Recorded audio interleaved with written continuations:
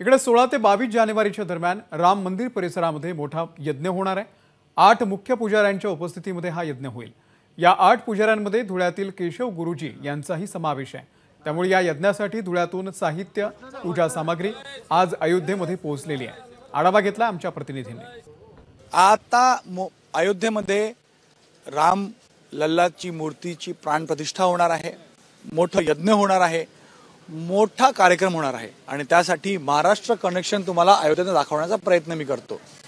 ही सगळी मंडळी महाराष्ट्र धुळ्यातले आहेत आणि यांनी इथं आपल्यासोबत ही यज्ञ सामग्री आणलेली आहे। ही यज्ञ सामग्री कुठे वापरली जाणार आहे, यांनीच ही का आणली, याचं महाराष्ट्र कनेक्शन काय हे यांच्याकडनं जाणून घ्या। तुमचं नाव सांगा आधी।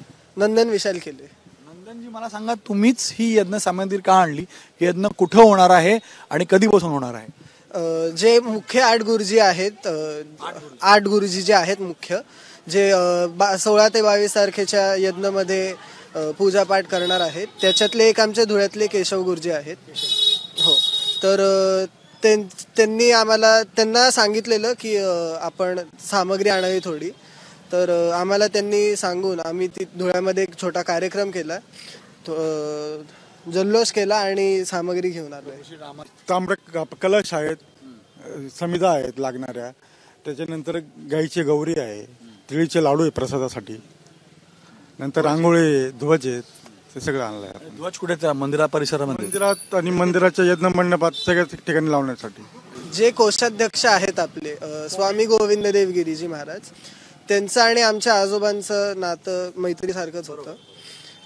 त्यांना, महाराजांना, स्वामीजींना आमच्या आजोबांची खूप स्नेह होता आणि त्या मित्रतामुळे, त्या नात्यामुळे आम्हाला आज हे भाग्य मिळालं की आम्ही इथे आलो। आणि म्हणूनच एक अभिमानाची गोष्ट आहे, एक अत्यंत भक्तिमय असं वातावरणामध्ये आपलं महाराष्ट्र कसं पुढे येत आहे आणि राम मंदिराच्या निर्माण कार्यापासून ते आता या पूजेपर्यंत महाराष्ट्र कसं पुढे आहे हे याने दाखवतं। कॅमेरामॅन अनिल संगरेसह गणेश ठाकूर, एबीपी माझा, अयोध्या।